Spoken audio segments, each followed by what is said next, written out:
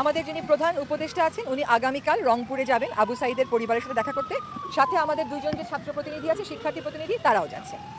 আমরা আইন শৃঙ্খলা পরিস্থিতি নিয়ে বেশ সময় ধরে আলোচনা করেছি। আইন শৃঙ্খলা পরিস্থিতিটা যত দ্রুত সময়ের মধ্যে সম্ভব কিভাবে নিয়ন্ত্রণে আনা যায় সেটা নিয়ে আলাপ আলোচনা চলছে। এটা বুঝতে হবে যে আজকেই সমস্যার সমাধান হবে না, কিন্তু সমস্যার সমাধান যত দ্রুত করা যায় সেই আলাপ আলোচনা হয়েছে এবং সেখানে আপনারা দেখেছেন যে আইজিপি মহোদয় পরবর্তীতে এসে যোগ দিয়েছেন। আজকে আবার স্বরাষ্ট্রমন্ত্রী মহোদয় আইজিপি মহোদয়ের সাথে আবার বসে বিস্তারিত কথা বলবেন। কিছু কিছু জায়গায় ধর্মীয় সংখ্যালঘু এবং আদিবাসী জনগোষ্ঠীর উপর আক্রমণ হচ্ছে। স্থানীয় জনগোষ্ঠীকে সাথে নিয়ে আদিবাসী জনগোষ্ঠীকে প্রতিনিধিত্ব করে বা ধর্মীয় সংখ্যালঘু জনগোষ্ঠীকে প্রতিনিধিত্ব করে এমন সংস্থাগুলোর সাথে মিলে আপাতত একটা রক্ষা বলয় সৃষ্টি করার জন্য চেষ্টা করা হবে। এইটা নিয়েও আজকে আইজিপি মহোদয়ের সাথে আমাদের কথা হয়েছে। তারপরে বিচার বিভাগে আপনারা জানেন যে উচ্চ আদালতে আমাদের বিচার কার্য বন্ধ আছে। আইন উপদেষ্টাকে দায়িত্ব দেওয়া হয়েছে, তিনি সিনিয়র আইনজীবীদের সাথে কথা বলে কত দ্রুত বিচার কার্য শুরু করা যায় সেই ব্যবস্থা গ্রহণ করবেন।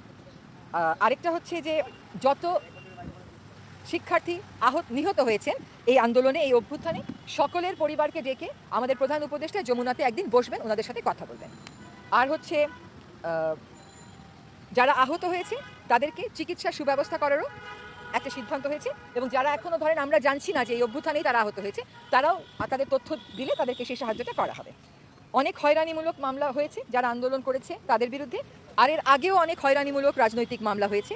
সেই হয়রানিমূলক মামলাগুলো কি করে বন্ধ করা যায় সেটার জন্য ব্যবস্থা গ্রহণ করার সিদ্ধান্ত হয়েছে। কিছু কিছু আইন আছে যেটা আপনারাও ভুক্তভোগী, যেমন ICT act, digital security act, এখন আবার সাইবার সিকিউরিটি অ্যাক্ট। তো আইসিটি আর ডিজিটাল সিকিউরিটি অ্যাক্ট বাতিল হলেও ওগুলোর অধীনে অনেকের শাস্তি হয়েছে বা অনেকে জেলে আছে, অনেকের বিরুদ্ধে মামলা চলছে। হয়রানিমূলক মামলার মধ্যে ওই মামলাগুলো আনা হবে এবং কিভাবে পরিবর্তনটা আনলে এই আইনগুলো আর স্বাধীন মত প্রকাশের বিরুদ্ধে ব্যবহৃত হতে পারবে না বা বিরোধী দমনে ব্যবহৃত হতে পারবে না সেটা নিয়েও পরবর্তীতে আলাপ আলোচনা করা হবে। শিক্ষা প্রতিষ্ঠান বলা হচ্ছে, শিক্ষা প্রতিষ্ঠানও যত দ্রুত সম্ভব খুলে দিতে হবে। আপনারা জানেন যে এখনও রাস্তায় কিন্তু ট্রাফিক পুলিশ নেই, শিক্ষার্থীরা রাস্তা ম্যানেজমেন্ট করছে।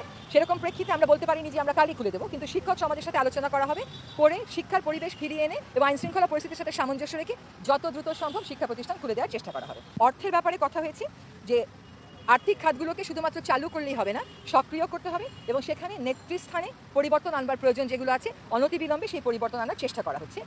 ব্যবসাকে উজ্জীবিত করার জন্য যত রকমের সুরক্ষা নেওয়া যায় সেটা আমাদেরকে আইডেন্টিফাই করে সেই সুরক্ষাগুলো নিতে হবে, যাতে ব্যবসায়ীরা যারা হতোদ্যম হয়ে পড়েছেন তাদেরকে আবার উজ্জীবিত করা যায়।